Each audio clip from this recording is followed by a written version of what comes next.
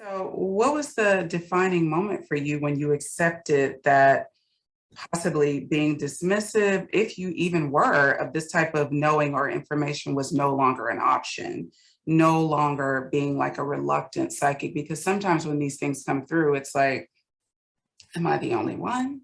Yeah. This is happening, and just trying to find someone to talk about it with Yeah. must be a challenge. I was absolutely dismissive of it for a lot of reasons. First of all, I grew up in a fairly religious family. I am a woman of a certain age. I'm in my 50s, and that wasn't a thing that was super acceptable. So I was conditioned both through my religion and societally to see psychic stuff as kind of that charlatan-y stuff, that it couldn't be real. Why would I be so special as to have this gift if not everybody had it? So I actually, even though I had all of these experiences, and I had them throughout, as I write in that introduction, I had them throughout my childhood, I had them throughout my teen years, my young adulthood. And it wasn't until I was in my late 30s or early 40s when I just realized I had to stop fighting it. And the reason that I had to stop fighting it is because I was anxious all the time, and I was Ah, stressed all of the time, and I was unhappy, and I was that unhappiness and that denial of who you are as a human being, right? Because it's who I am as a human being, and but that denial of it in order to fit into a box or to fit into what I'm conditioned to be through my religion and through my childhood and all of those things. I couldn't deny that anymore because it was creating such havoc in my life. I used to think I was bad at life. And what I recognized is that I wasn't bad at life. I just wasn't stepping into my authentic self. And what was making me bad at life, right, was that I wasn't being authentic. I wasn't being true to who I was. And how can you be good at anything when you're being untrue to yourself? so okay, so yeah, that's a really important point when you're not being authentic and when you're not being true to yourself. It's self-denial. Mm-hmm. Oh, and wherever you go, it's if a family gathering, a social gathering, you're not fully showing up. It's almost like you're shrinking. Yes. So what was happening then for you? I mean, I know in and of itself, not being authentic is it's a whole different discussion and set of challenges. But Sure. were you perceiving psychic information all the time, and that was making you feel anxious because you didn't know what to do with it or how to relay it to people? Yeah, so that was part of it. So I've always had a group of friends that I kind of call my woo-woo friends. So I've always had this interest in all sorts of things and all sorts of things, crystals and energy healing and all of these things that are very different from what I was raised with. And I'm trying to come up with a definitive moment for you because I know you'd like one. And it was a process versus this definitive thing, but it was being around my woo-woo friends. And some of them were psychics, and I absolutely 100% believed that they were psychics, but not me, right? In spite of Yeah. all of my experiences, because I had created these layers and layers of denial. And I remember I had a friend who took me aside and he said, you need to do something with this. Let's see what we can do to get you to start working with this. And I was going at the time, I was writing for a magazine called Paranormal Underground. I mean, if that tells you anything, I was writing for them.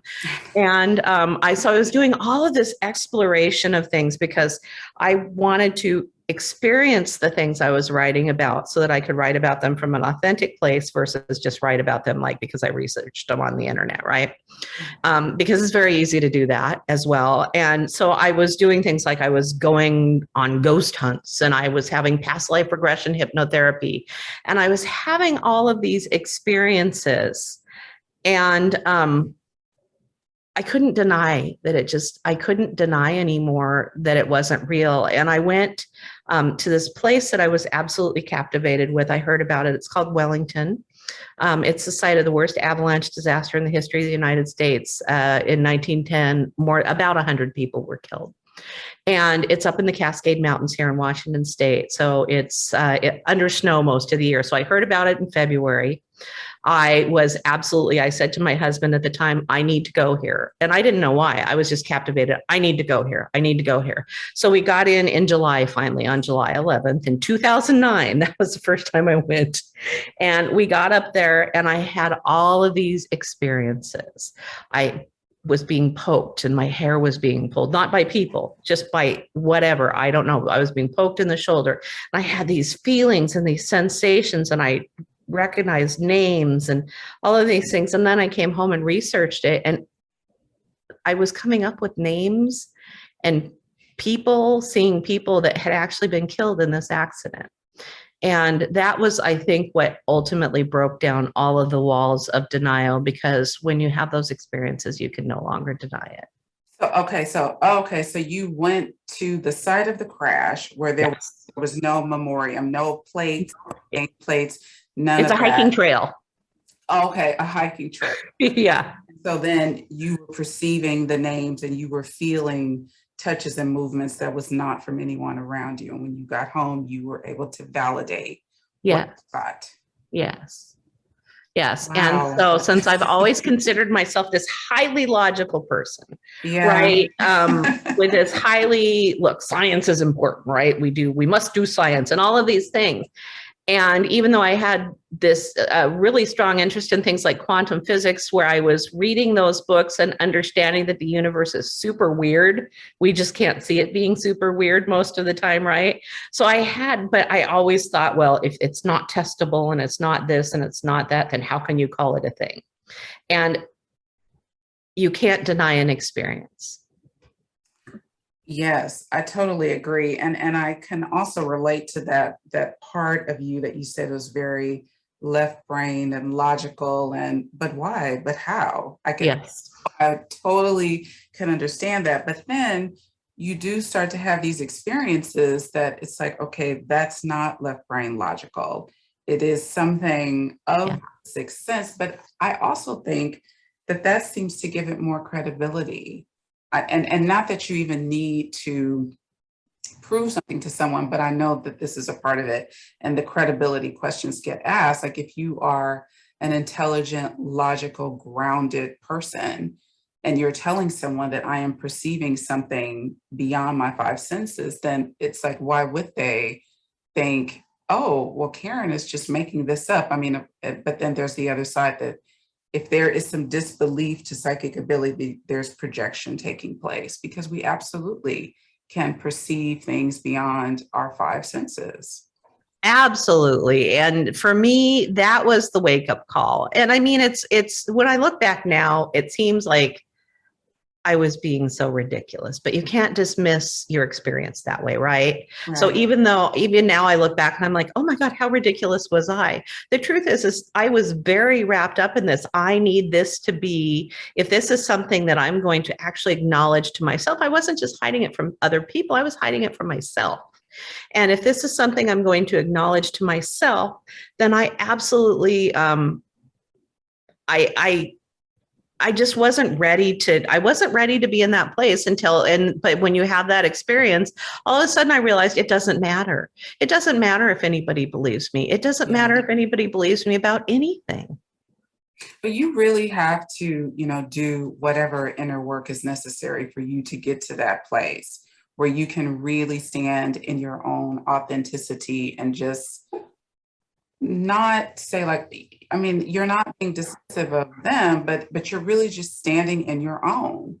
Yes. And yes. The psychic ability comes with it. Yeah, exactly. And so, I mean, I was at a point where, look, I either had to, or I was going to live this life of anxiety, and I was going to go down the medication route and, all of those things that we do to ourselves. Right. And the other thing that clicked into place is my grandmother was this very proper Catholic woman who every Christmas I would walk into the living room and she would be on her hands and knees with her butt up in the air, her head under the tree, and she would be shaking presents, and every present she would touch, she would tell you what was in it. This is a scarf. There's only one way she could have done that, right? But I just thought, oh, look at grandma, she's so funny, right? And she suffered from her entire life. She was medicated for bipolar depression. As a matter of fact, it's what killed her. was her medication stopped and she just chose to die. She stopped eating.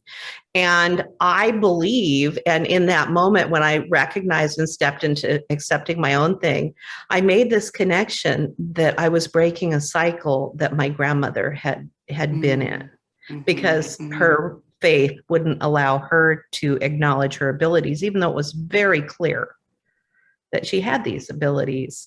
And I was headed down that route. Yeah. And I just wanted to go into that a little bit more, because we are at a time, when things are changing on the planet and everyone is feeling it to some extent. And there is this possibility that more people may have psychic awakenings and openings. And I think it's important to just be with it, to be to some level of acceptance, and not immediately go into this, oh, what am I going to do with this? How is this going to turn out 10 years from now? But just to be with it every step of the way. If you're perceiving information, acknowledge and accept you are perceiving information, and then take the step from that place instead of what is there, Absolutely. I when I work with people, and you're absolutely right. Look, I've been getting more and more people who are coming to me with this, who are very curious. And they are saying, I'm having these experiences. And my recommendation is always simply to be in the moment with it, to meet it with curiosity and without judgment, to allow yourself the experience and later look back and analyze it. Because if you're analyzing it when you're in the experience, you're never going to allow yourself to have the experience to understand who you truly are. Yes. And then also, it appears to me that, when information is coming through, it almost sometimes, I mean, yes, sometimes you need to try to figure out what it is, but when you're really deep in the analytical side of trying to figure out what it is, you're overlaying a lot onto it. So there would have to be some aspect where you can trust that as you are ready to know, or as the information is ready to be revealed, you will know what it is. Like, you don't have to have all 500 questions answered at that immediate moment. You are absolutely right. It took me a while to get there and to understand that. And so I only recently me too, Karen. Yeah. Yeah. I mean, it's a process, right? When? What? It's a process. It's ongoing. I still sometimes don't understand that. Right. Yeah. So you mentioned at the beginning of the when you were introducing me that I channeled the George Collective. Mm-hmm. And that's been me having to simply step out of myself and trust. I mean, I literally open a piece of paper, I pop up a document on my computer because I type when I channel, but I have no idea what I'm going to write. I sit there with a blank page and my fingers start moving.